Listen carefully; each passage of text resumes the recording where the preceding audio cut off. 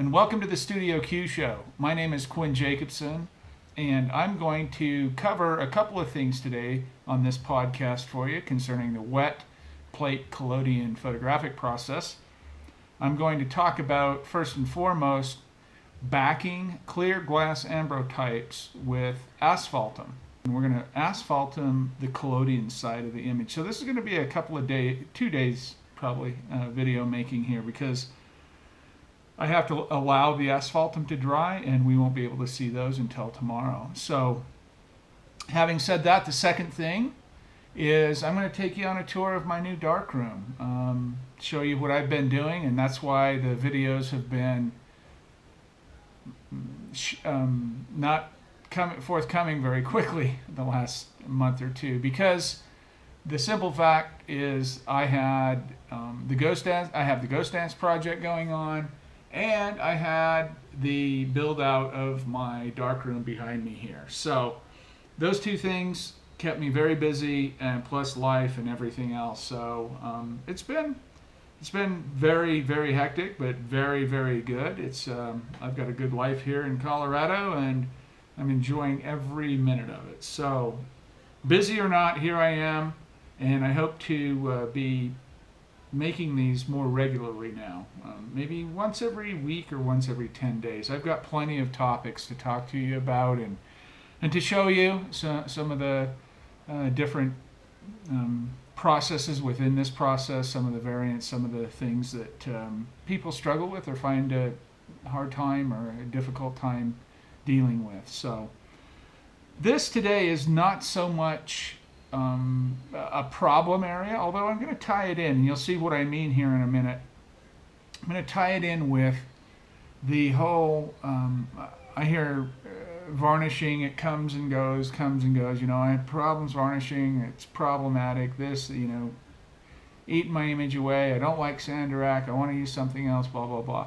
Well, this may be an alternative for you, actually, what we're going to cover in this podcast. This is a product called Asphaltum. It's also known, in the powder form, it's also known as Gilsonite. It's basically road tar. And I buy this from a company called Angel Gilding. They have this beautiful pre-made, factory-made, black, clean asphaltum. And I cut it down a little bit with mineral spirits. And I make a black backing for the clear glass ambrotypes. And I want to talk to you about, before we do it, I want to talk to you about the advantages and potential disadvantages of using this method to, in lieu of varnishing or with varnishing and a specific type of aesthetic. And I'll talk to you about that in just a second. This is using asphaltum on clear glass ambrotypes. The product is from angelgilding.com. I'll put a link in the description. You don't have to worry about that. It's a factory-made asphaltum, and I cut it two parts. Actually, let's go the other way. 1 part asphaltum, 2 parts mineral, or 1 to 1. You know, and I'll say here parenthetically, you might even go 1 to 3 depending on where you're at. But usually I like it somewhere right in here. You can't have it too thin and you can't have it too thick. There's a problem on either end of that. Too thin, you get a translucent, kind of transparent, chocolatey brown covering. It's not completely opaque. You might want that if you do cut it 3 to 1, 3 parts asphaltum, 1 part mineral spirit. I should say that, right? The solvent we're using, mineral spirits. I'll show you all this stuff. So, and then on the heavy end, if you go 1 to 1 and that's too much, or straight, you can't use it straight, but too thick will cause you to leave too much of the asphaltum on the plate, and it will actually eventually crack when it dries. It's too thick, and it'll crack, and it looks strange. You can fix that, re-asphaltum it, that kind of thing, but it's a problem. So this breakdown is really important. We're going to do this. We're going to do 1 part asphaltum and 2 parts mineral spirits, and see what you think about this particular breakdown or ratio. Okay, so there's no time like the present. We'll give you a little tour of the darkroom, and we'll go in and take a look at the photograph that I just made. Behind me, you can see where I'm making the photographs over there, my cameras, and then I have some other things set up over there, some work areas. I'm going to flip the camera around here. This is where I sit and teach and do most of my podcasts that you're watching right now. You know that. And my little wall here, and then we'll go on into the dark, oh, wait a minute here. The cutting area for glass and paper, storage boxes. Somebody asked me too as well, what do you use for storage? I use these little boxes like this, and I also have some of these too. I have crates and boxes of photographs here. So yeah, storage is always an ongoing issue. Let's go in the darkroom.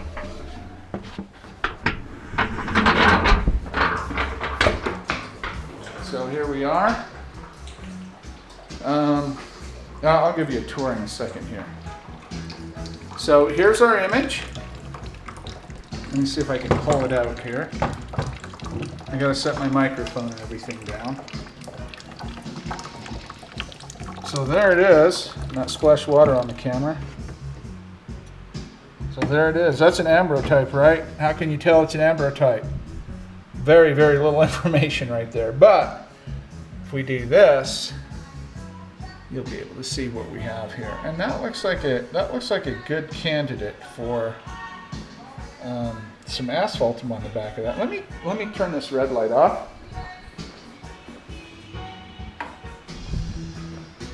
It's always kind of a problem. Maybe not so shadowy too, huh? Can you see that? I hope you can. I'm looking at a very small monitor. So that's our image, a perfect ambrotype.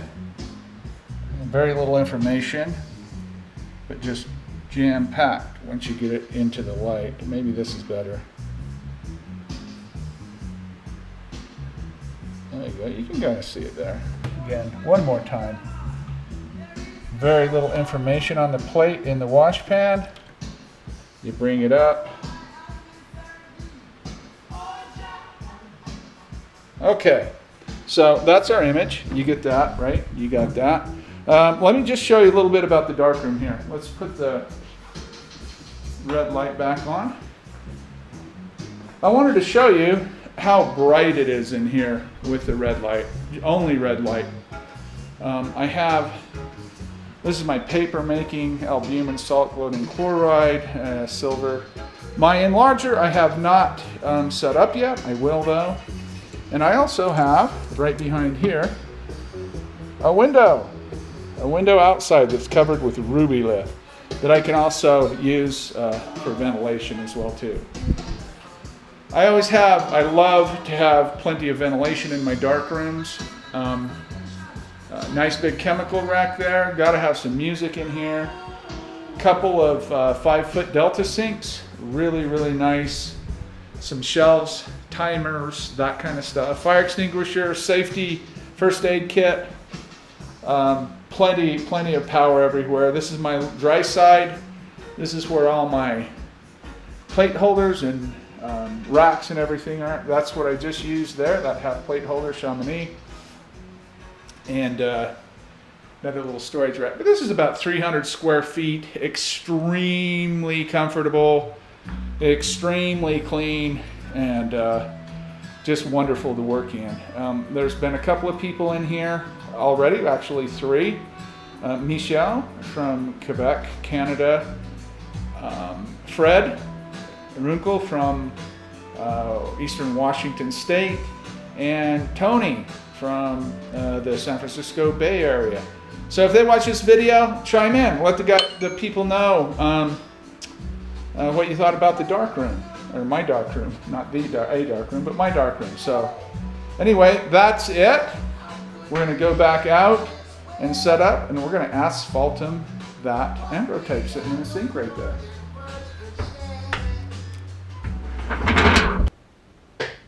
Okay, I'm going to dry this down, and we're going to put some asphaltum on this. I'd probably recommend using a glass beaker. I'm going to use this hardened plastic bottle to mix some in, but I'll probably move it over to a glass bottle. I have some here, but it's old and I wanted to make some new stuff, and it's in glass, and I like to keep it in glass. It's got the mineral spirits in it, and that can be somewhat strong. It'll melt plastics, and there's certain materials that you can't really put that in. So I hope you can kind of see what I'm doing here. No, maybe not. I'm just doing this, heating up the plate, getting the water off of it, and drying the image down. And like a daguerreotype, right? Gilding a daguerreotype. Same thing. So get it dried, get it really dry. We're actually going to asphaltum the collodion side of this, so you will be peering through the glass at this image when it's finished, which is kind of nice. We can talk about that for a minute as I do this. There is a value, an aesthetic value.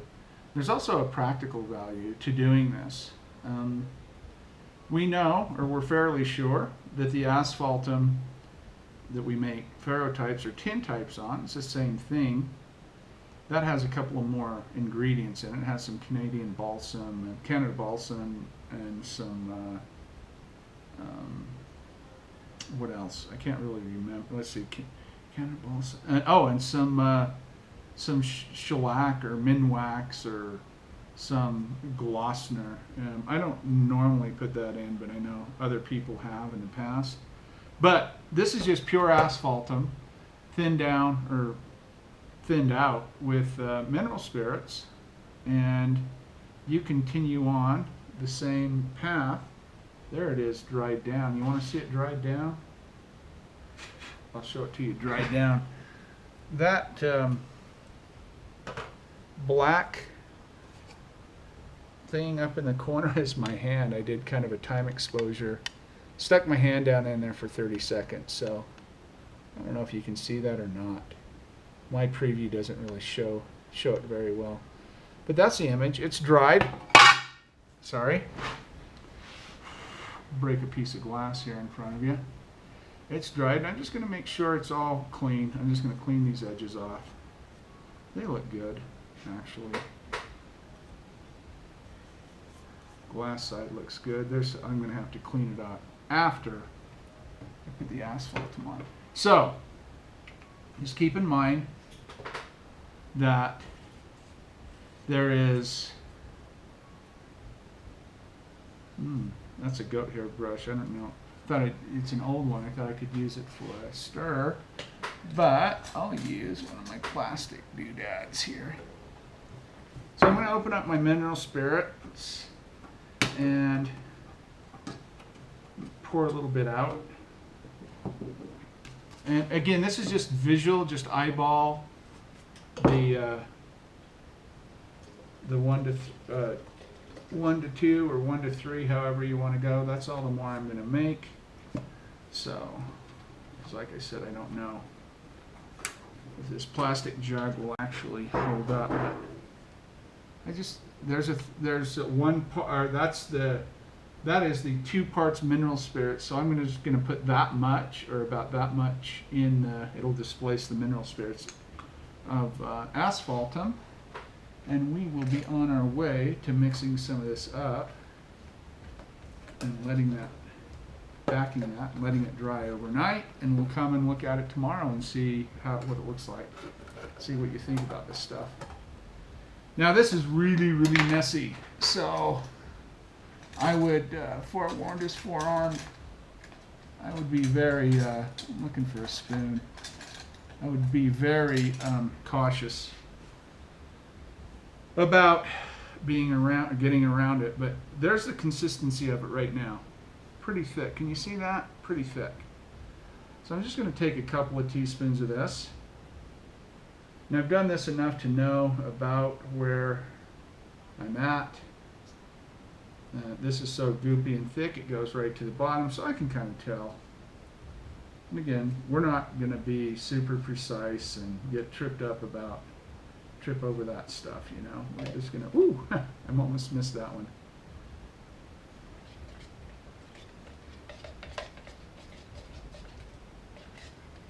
I'm getting there. You should probably put gloves on if you don't want this stuff on your hands. It won't hurt you, but boy, it is messy. You don't know that with what I'm doing with it right now, but once you start playing with this, you'll know exactly what I mean. And this can be very, how do I put it, very permanent. This stuff is hard to get off, so be careful with where you work with it and how you work with it if you're concerned with stains. And that's what I love about having a nice work area, you know, or a dedicated work area. This is mine. I don't have to worry about spilling stuff on the floor or getting, you know, it's all mine, and it's for me to spill and stain and everything else. So I don't have to worry about it. It's really nice, actually. I'm going to seal this back up here. Pardon the bangs and the noises here as I do this.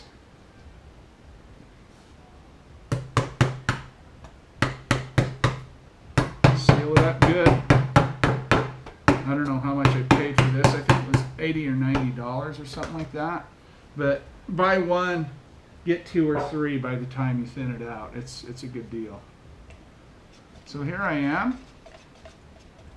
I can't really show you the consistency of this because it's still dissolving and it's super, super runny.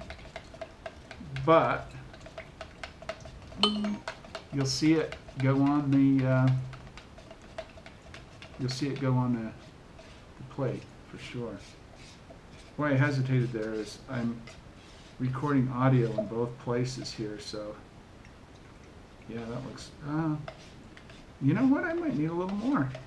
That's a little too runny, so I'm gonna have to open this back up, get a little more out. Yeah, I only had 3 or 4 teaspoons of it in there, so that may have not been up to my mark. I like, for the lack of a better word, I like consistency of like a heavy cream. That's what I like. And I'm a little too thin right now for that, so I'm going to get it up to that consistency. You think silver nitrate stains your hands? Wait until you start doing this stuff.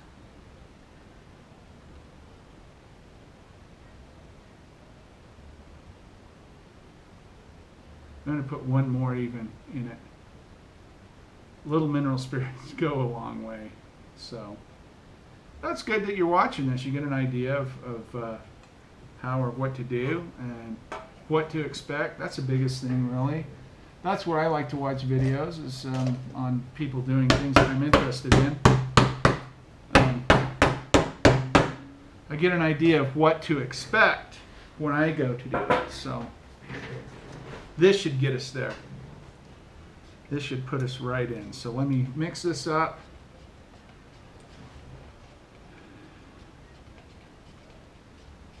Yeah, that's nice.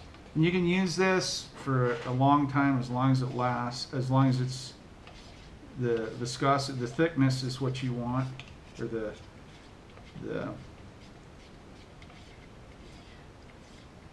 density of it. I think we're okay. I think I'm going to go with this one.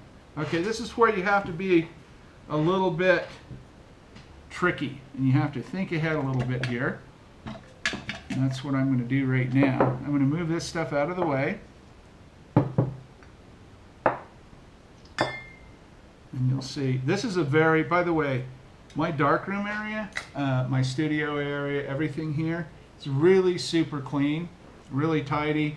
There's no dust or anything flying around, that kind of stuff. So when you see me do this, please understand and realize that this is being left out in the open in a very, very clean environment.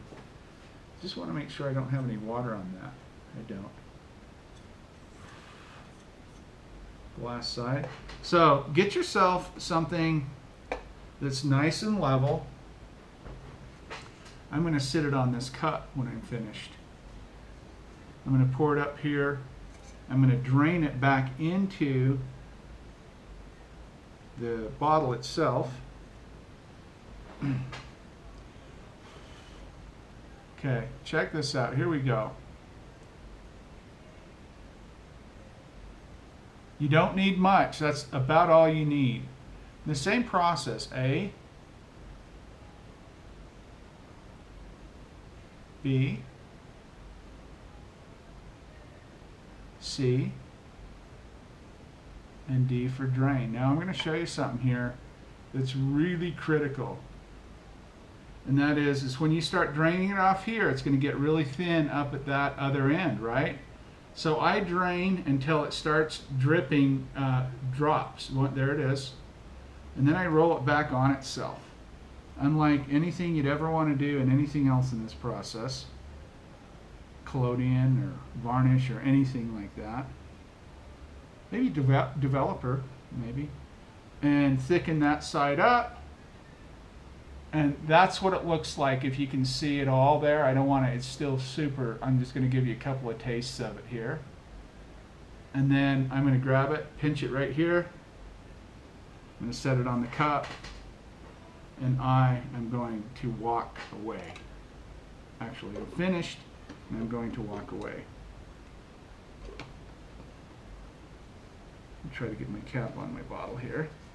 I left the spoon in there, so. All right. So there it is. Maybe I can get you down here to check it out. So here it is. My POV, my point of view here. Doesn't look, looks like a black shiny plate sitting there.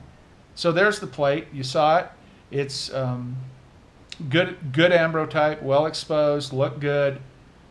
Cleaned up, dried completely, mixed the asphaltum and the mineral spirits, and now we've backed it, and tomorrow we'll come and take a look at it and see what we think.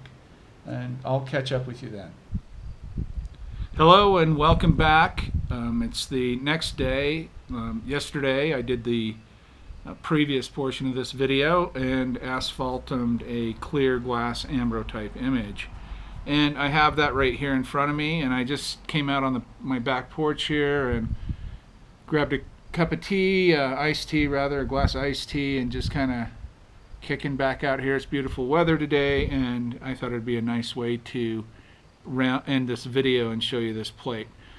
Before I show you the plate, I want to talk to you a little bit about the advantages of doing this, and maybe even a potential disadvantage. I don't know. You can decide for yourself, but I like to think of the positive things that this does. And we'll start with the obvious. You saw I did not varnish that plate. I just went directly from the asphaltum right onto the collodion silver side. So, there'll be a debate about that, and we can have that debate, and we can see what happens over time with some of these images. Like I said, I've been using this method at least 10 years. I know I used it as early as 2003, late 2003, maybe early 2004.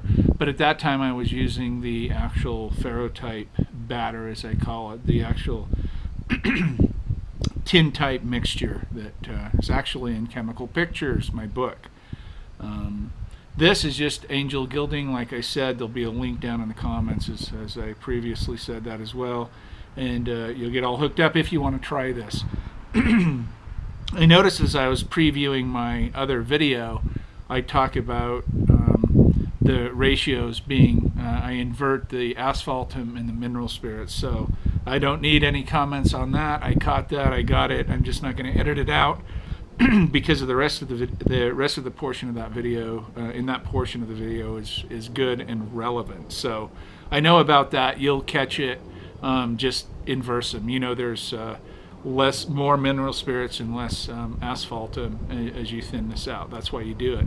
So let's take a look at the plate. If you, like I said, if you don't varnish it, you can varnish this as well and do this, and that way you ensure this previous potential negative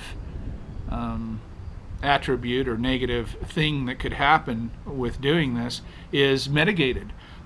So you can definitely varnish and then use the asphaltum, and it'll look a little less in the red-brown color if you do that.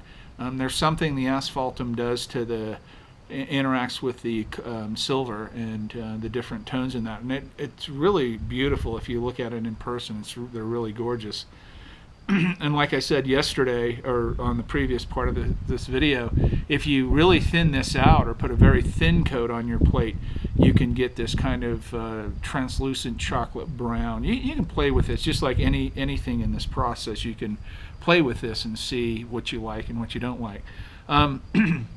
Second thing about the plate, before we actually throw it up here, is it's more like a negative now, not in the sense of the process or visually, but actually it is visual, because the lateral reversed positive is now back to the natural state as a positive. So the objects or people appear as a printed image the right way rather than the inverted way. So the texts on t-shirts would be the right way, you could read them, etc., etc. So that's a positive attribute, I think, based on how many emails I've received about portraits that I've done with people's text, and they write me and say they can't stand that, fix that, flip that image. So with objects you can't really tell, so it doesn't really matter. But so I think that's a positive attribute. Secondly, we talked about getting rid of the varnish step altogether and protecting the image just with the glass and the asphaltum, and that's what you do. So you're peering through the glass, and that gives a very unique look and feel to the image. To my mind, it does anyway. It gives a depth, a certain kind of fluid, or some kind of almost water feeling to some degree as you peer through the glass. I think that's a good positive thing by doing that, using this method to preserve your images. It'll be really interesting. I've had a couple of these for 10 plus years, and they look exactly the same as they did the day I asphaltum the back without varnish. Some with varnish, and I'm kind of looking at those as well too, but they look great. I haven't seen anything, so we're all kind of risking the archivability of anything we're doing nowadays anyway. So, but so peering through the glass, the image turned back the way it's supposed to be, and getting a little bit different color of the image. I think those are all good things. We'll take a look now at the photograph. I have it laying here on a paper towel, and I'm going to look at my monitor here and see. God, I hope that's in focus, and it looks good. There's some stuff on the glass there. Kind of ignore that. Really beautiful. That's my hand up here, by the way. That's my rubber gloved hand. I went down and held the top of that bottle for 30 seconds. This was a 1 minute 45 second exposure at f11, and boy, it's just incredibly detailed. I'm just, my eyes go here to this portion here of the lens, and then just the I don't know if you can catch the detail here in the bottles. It's amazing. A little bit of texture in the old cameras back there as well too. Really beautiful. I think it has a lot to do, these visuals, this aesthetic has a lot to do with this final treatment. I think there's a softer, warmer color to this plate than there would have been had I done traditional method, varnished it, and then put it on, you know, black velvet. And by the way, I know you can flip those, and they're laterally reversed or non-laterally reversed, and you can look through the glass and all that. I get that, but this is just a little more permanent and a little better looking actually too. But I think there's just a deeper, richer kind of color, and even I want to say sharpness to some degree. So maybe that's the glass that I'm peering through there that gives that kind of appearance. But anyway, that's the image, and I'm going to end the video with that, and say if you have any questions, comments, whatever, put them down below, and I'll be happy to answer them. And I hope I'm back with you more often now, now that I'm kind of between jobs, as they say, on my projects. I'm basically just working on Ghost Dance and working out some presentations for that, and printing out, and maybe I can do here in a few weeks, maybe I can walk you through some of that and show you some behind the scenes of the Ghost Dance stuff as I print out that work. I think that might be pretty fun. But yeah, let me know what you think. If you have ideas for future podcasts, I'm always open to hear those. If you have questions, you know, throw them at me there. I'll answer them as quickly as I can. And yeah, that's it. We'll see you next time. And remember, you can get chemical pictures, my books, both negative and positive, on Amazon.com. Just put my name in. There's some videos online you can get. There's some good stuff out there if you're just new coming into the process and watching one of these videos for the first time.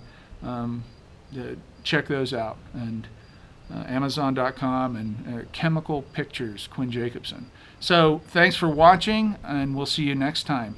Have a good day.